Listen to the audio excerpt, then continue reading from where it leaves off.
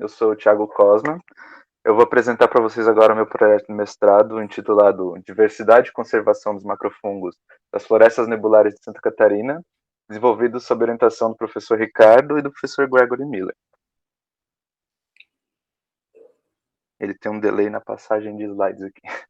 Bom, a nossa vida ela é inimaginável sem os fungos, seja por eles desempenharem papéis ecológicos que são essenciais para a manutenção da vida na Terra. E aqui eu dou destaque para a ciclagem de nutrientes, principalmente aqueles provenientes de origem vegetal, e para as relações simbióticas que suportam boa parte da vida na Terra, daí eu trouxe os exemplos das micorrizas e dos líquens, por exemplo, seja pelo impacto direto que eles têm na nossa vida, através do consumo que a gente faz de espécies, seja elas comestíveis ou medicinais, ou até ritualísticas, para algumas pessoas, né? Seja através do domínio do metabolismo, principalmente fermentativo, que a gente tem sobre algumas espécies. Aí, eu trouxe aqui o exemplo da produção de compostos alcoólicos, seja de bebidas, ou seja do famoso álcool em gel que a gente está usando agora. Próxima vez que vocês estiverem higienizando as mãos, lembrem dos fungos. Além de remédios como a penicilina, que revolucionou a saúde no século passado, né, e aumentou até a expectativa de vida média do ser humano em cerca de 4 anos, algo assim. Tudo isso movimenta uma indústria que é literalmente trilionária, isso sem contar o valor incomensurável dos serviços ecológicos que os fungos desempenham. Apesar disso, eles ainda são, em sua grande maioria, desconhecidos, seja na sua diversidade, da qual a gente conhece menos de 5%, seja do próprio ciclo de vida, que geralmente é críptico e é pouco conhecido pela gente. Isso implica também na conservação das espécies de fungos. Um exemplo que a gente pode ver é o número de espécies que constam na lista vermelha da IUCN. Enquanto a gente tem 43.500 espécies de plantas, ou seja, mais de 11% de todas as espécies conhecidas já foram avaliadas quanto ao seu estado de conservação, e 76 mil espécies de animais, a gente tem só 358 espécies de fungo, de 144 mil espécies descritas. Apesar de a gente não ter nenhum motivo para desconfiar que os fungos sejam menos ameaçados do que plantas e animais. Essas 358 correspondem a só 0,25% das espécies conhecidas. E os fungos ficam para trás mesmo se a gente compara com grupos que também são mega diversos e que também têm hábitos crípticos, como, por exemplo, invertebrados, que proporcionalmente tem quase 10 vezes mais representatividade na lista vermelha da IUCN do que os fungos. Avaliar o estado de conservação das espécies e, a partir disso, elaborar listas vermelhas são ações muito importantes, porque elas permitem estabelecer prioridades de conservação e estratégias de conservação. No mundo, vários países já têm listas oficiais ou não oficiais de fungos ameaçados de extinção. Aqui, principalmente na Europa e na Ásia, né? Aqui na América, só o Chile tem uma lista oficial de espécies ameaçadas de fungos, enquanto a Colômbia também tem uma lista de espécies listadas, mas não oficialmente, né? No Brasil, a gente felizmente tem um livro vermelho da fauna e da flora, mas infelizmente a funga até o momento não recebeu a devida atenção nesse sentido, e a gente está ficando para trás. Num contexto de crise global, onde as taxas de extinção de espécies são até 1000 vezes mais altas do que o natural, e de mudança climática a nível global, fica claro que a gente precisa tomar atitudes no sentido de preservar as espécies. Uma delas é avaliar o estado de conservação para poder saber que elas estão ameaçadas e poder protegê-las. Falando em mudanças climáticas a nível global, isso é especialmente verdade para ambientes que são mais propensos a sofrer impactos negativos com as mudanças climáticas, como é o caso das florestas nebulares, que já são ambientes naturalmente fragmentados, com altas taxas de endemismo, e que, por sua dependência do regime de nuvem e neblina, elas são propensas a sofrerem com a mudança climática porque o aquecimento da temperatura muda o nível das nuvens e essas florestas começam a ficar restritas a cada vez ambientes de maior altitude.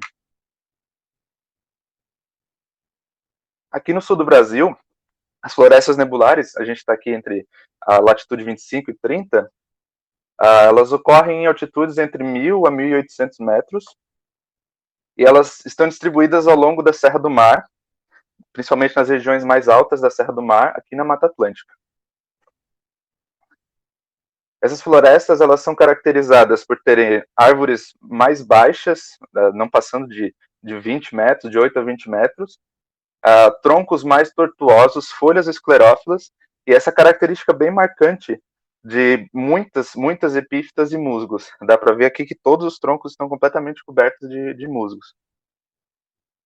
Para as florestas nebulares do Brasil, Deolomo Ruiz, num trabalho de 2017, cita a ocorrência de 395 espécies. Aqui para Santa Catarina, as bases de dados trazem cerca de 30 espécies apenas. Numa lista prévia, que eu elaborei através de coletas minhas e do nosso grupo de pesquisa, principalmente para a região do Parque Nacional de São Joaquim, são encontradas 159 táxons, 159 espécies. O que parece um avanço bem considerável, mas eu fiz uma estimativa aqui do número de espécies de plantas que é esperado encontrar nas florestas nebulares de Santa Catarina, através dos dados do Inventário Florístico Florestal de Santa Catarina e da tese de Falkenberg 2003, e cheguei a uma estimativa de cerca de 900 espécies de plantas nas florestas nebulares de Santa Catarina. Se a gente usar a estimativa conservadora de Miller e colaboradores de 2007 de 2 espécies de fungo para cada espécie de planta, a gente espera que tenha cerca de 1.800 espécies de fungos para esse ecossistema no estado, o que representaria aquelas 159 espécies seriam menos de 9% da diversidade estimada. Vindo disso, as perguntas da minha pesquisa são: qual é a diversidade de macrofungos das florestas nebulares de Santa Catarina e qual é o estado de conservação dessas espécies? Para responder isso, serão amostradas 10 áreas ao longo do estado, no sentido norte-sul. Cada área será amostrada 2 vezes no intervalo de 1 ano. E para as coletas, os materiais serão fotografados, georreferenciados e terão várias anotações serão feitas em campos de fatores que eu vou falar para vocês mais tarde. Depois disso, os materiais vão ser separados do substrato, colocados temporariamente num saco de papel durante o campo. Aí, quando eles forem processados, uma parte vai ser retirada para ser secada em sílica, que vai ser usada depois para os procedimentos de biologia molecular. E uma outra parte, o restante, vai ser secado numa desidratadora de alimentos entre 35 e 40 graus, e depois vai ser guardado em sacos Ziploc. Para a identificação, vão ser usados caracteres morfológicos, tanto macro e micro, que vão variar dependendo do grupo, porque a gente está falando de macrofungos, então tem dois filos inteiros, 2 filos diferentes. E daí, dependendo de cada grupo, as características a serem observadas vão variar. E também vão ser usados os caracteres ecológicos, como nicho, por exemplo, se é uma espécie decompositora de madeira, micorrízica, decompositora de serrapilheira, entomopatógeno. Qual é a identificação do hospedeiro, que é muito importante para identificar muitas espécies, principalmente os parasitas. E como é esse substrato. Aí, por exemplo, qual é o grau da decomposição, no caso de decompositores, qual é o tipo de podridão. Aí eu trouxe aqui na imagem um exemplo de uma podridão branca e uma podridão marrom, que está embaixo, e a podridão branca em cima. E também em que parte do hospedeiro, por exemplo, está no tronco, em galho, os galhos mais finos, mais grossos, na raiz. E tudo isso vai ser usado, então, para correr chaves da literatura e também vai ser comparado com as descrições da literatura, né? Para as identificações. Quando tudo isso ainda não for suficiente, o nosso projeto ele prevê o sequenciamento de todos os materiais que forem coletados, e essas sequências, então, podem ser usadas para identificar também, para auxiliar na identificação. Para a avaliação do estado de conservação, vão ser aplicados os critérios da IUCN, e principalmente esse artigo de Dalberg e Miller, de 2011, que trata justamente da aplicação dos critérios da IUCN para espécies de fungos. O primeiro passo, então, quando a gente pega uma espécie, é saber, essa espécie, ela está propriamente identificada, a gente tem como identificar corretamente essa espécie, ela faz parte de algum complexo. Quando a gente não tem essas informações, essa espécie ela não é avaliada, ela fica como NE, Not Evaluated. Depois, a gente vai ver se a gente tem dados ou não suficientes para avaliar aquela espécie, para avaliar o grau de conservação, né? Quando a gente não tem, por exemplo, uma espécie que só tem uma coleta, a gente deixa elas como data deficient, que é deficiente de dados. Aí o próximo passo para filtrar o trabalho é olhar essas espécies que são super comuns, têm uma distribuição ampla, como o Pycnoporus sanguíneos, Ganoderma australis, que são orelhas de pau que dão em qualquer lugar. E essas espécies provavelmente não estão ameaçadas, então elas ficam com o estado de conservação um pouco preocupante. Depois disso, para o restante das espécies são aplicados os critérios da IUCN. O critério A, ele diz respeito a uma redução populacional. Aí aqui é bom deixar claro que para a IUCN, população é a totalidade do número de indivíduos da espécie. É diferente do que a gente usa de população, por exemplo, a população do sul do Brasil, a população da Amazônia, para uma determinada espécie. Para a IUCN, isso eles chamariam de subpopulações. E a população é a totalidade de indivíduos da espécie. O critério A, então, fala da redução dessa população ao longo de um período de tempo, que pode ser no passado, no presente e no futuro, e esse frame de tempo é de 3 gerações. Aí essas 3 gerações vai variar dependendo da biologia da espécie, e dependendo do grupo de fungos, Dalberg e Miller definiram um threshold de tempo que é analisado. O critério B fala da distribuição geográfica das espécies, seja na forma de uma extensão de ocorrência, que é o polígono dos pontos máximos de distribuição dessa espécie, e daí ele considera que dentro daquele polígono todo o habitat é potencial, ou da área de ocupação, que é o quanto realmente dentro desse polígono essa espécie ocupa. Para fazer isso, pode ser usada essa ferramenta que é o GeoCat. Ele é bem útil porque é só colocar os pontos conhecidos e estimados e ele já calcula tanto a extensão de ocorrência quanto a área de ocupação, já dá se cai num critério de ameaça ou não. Para os critérios C e D, é levado em consideração o tamanho da população, principalmente. Daí, quanto menor essa população, obviamente, mais ameaçada está a espécie. Para fungos, como a gente não tem como ir lá e amostrar 100% dos indivíduos diferentes, por exemplo, de árvores que a gente sabe que, obviamente não é tão fácil, né, mas as árvores estão lá e a gente vai lá e observa, tem 100 árvores nessa área, ou animais. Para fungos a gente não tem como fazer isso porque eles são espécies crípticas. Então, a gente tem que estimar a população a partir do que a gente conhece da espécie. Por exemplo, a gente vai estimar uma área potencial de ocorrência dessa espécie a partir da biologia que a gente conhece. Por exemplo, ela é restrita a um certo ambiente ou a um certo hospedeiro, e a partir disso, dentro dessa área, a gente estima quantos sítios ela vai estar ocupando dentro dessa distribuição potencial. Aí, a partir disso, do que a gente conhece de se é uma espécie mais comum, por exemplo, sempre que a gente vai para o campo, a gente encontra 10, 20 indivíduos. Ou se é uma espécie que é coletada uma vez a cada 10 anos, que vai ser, no caso, uma espécie rara, a gente calcula o número de indivíduos que a gente estima que tem em média em cada sítio. E a partir dessa multiplicação, a gente tem a estimativa da população. Depois disso, essa avaliação ela é convertida num textinho que abrange várias categorias de distribuição geográfica, sobre a população, sobre as ameaças, sobre a ecologia e o habitat dessa espécie, quais são as ações de conservação para essa espécie, e são submetidas nessa plataforma que é a Global Fungal Red List, que é mantida por autoridades da IUCN.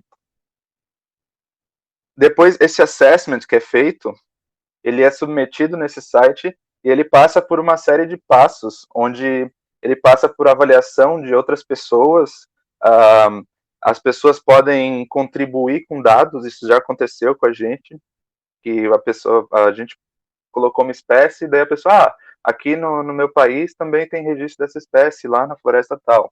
Aí isso é algo que acontece nessa plataforma, e até chegar no finalmente que ela é avaliada pelas autoridades da IUCN, pelos especialistas em fungo, e se aceita, ela então fica aguardando a publicação na lista vermelha, né? Além da avaliação global, que é essa para entrar para a lista vermelha da IUCN, nós vamos fazer uma avaliação nacional do nível de ameaça das espécies, que é algo que a própria IUCN recomenda que seja feito. Isso vai ser feito para a gente elaborar a lista vermelha de espécies de fungos ameaçados do Brasil. Os meus resultados esperados. No meu primeiro capítulo, eu vou trazer uma lista das espécies de macrofungos das florestas nebulares de Santa Catarina e discutir o impacto da pesquisa no conhecimento da funga do sul do Brasil. A gente espera a publicação de um artigo sobre a diversidade de macrofungos das florestas nebulares de Santa Catarina, sul do Brasil, e é esperado um grande aumento no número de espécies registradas para esse ecossistema, além de um melhor conhecimento daquelas espécies que já são conhecidas. No segundo capítulo, eu vou falar mais sobre a conservação das espécies desse ecossistema no sul do Brasil, e a gente espera publicar as espécies na lista vermelha da IUCN e publicar um artigo com a primeira lista vermelha de espécies ameaçadas de fungos do Brasil. Esse vai ser o primeiro trabalho a avaliar e propor formalmente as avaliações de estado de conservação de espécies de fungos do Brasil, e nós esperamos que a publicação dessa lista vermelha traga mais a público, aumente a visibilidade dos fungos, tanto para o público geral, quanto nas políticas públicas, que eles têm sido completamente ignorados até então. Né? A gente já tem alguns resultados parciais. No final de março, a gente participou de um workshop com os especialistas da IUCN. Até o momento, durante a quarentena, nesse workshop a gente aprendeu propriamente a fazer os assessments, né? E durante a quarentena, nós avaliamos o estado de conservação de 29 espécies, sendo 11 delas das florestas nebulares de Santa Catarina. 5 espécies já foram publicadas na lista vermelha da IUCN e figuram entre as primeiras espécies do Brasil a serem incorporadas na lista vermelha da IUCN, sendo que 4 delas, que estão aí embaixo, são das florestas nebulares de Santa Catarina. 3 delas estão ameaçadas, com estado vulnerável de conservação, e Fomitipora bambusarum, que tem um estado de conservação um pouco preocupante. Meu cronograma, ele precisou ser alterado por causa da pandemia, como todo mundo. Só que, a princípio, o projeto permanece o mesmo. Semana que vem nós vamos começar os campos. E o que mudou foi que deu uma atrasada e por exemplo, já desde o começo do projeto do mestrado já estou fazendo essas avaliações do estado de conservação, a escrita do projeto, as disciplinas, e talvez sejam necessárias mais mudanças ainda, né? A gente não sabe. O meu orçamento, provavelmente vocês não conseguem ver muita coisa, mas o custo total do projeto é de cerca de R$88.000, tirando a bolsa. Só que a maior parte dos itens, principalmente de equipamento, eles o departamento já possui esses equipamentos, então é só para ter aí. E os equipamentos que forem precisar ser comprados, assim como as expedições de campo, as extrações molecular, os procedimentos de biologia molecular, os reagentes para identificação e para fazer esses procedimentos de biologia molecular, todos têm financiamento através desse projeto da PESC CNPq, através do edital PRONEM, intitulado Mind Funga, da pesquisa com macrofungos ameaçados de extinção das matas nebulares de Santa Catarina, a inovação na identificação das espécies. Além disso, eu conto com o apoio da equipe Mind Funga e da família Micolab, assim como da estrutura do departamento e do próprio Micolab. Os procedimentos de biologia molecular podem ser feitos todos no LAMEB, tem toda a estrutura para fazer tudo, e o herbário flor, de onde podem ser pegados empréstimos de materiais para ser analisados, e para onde os materiais vão ser depositados depois no final. Todos os materiais forem analisados. E é isso, obrigado pela atenção, pessoal. Espero que tenham gostado.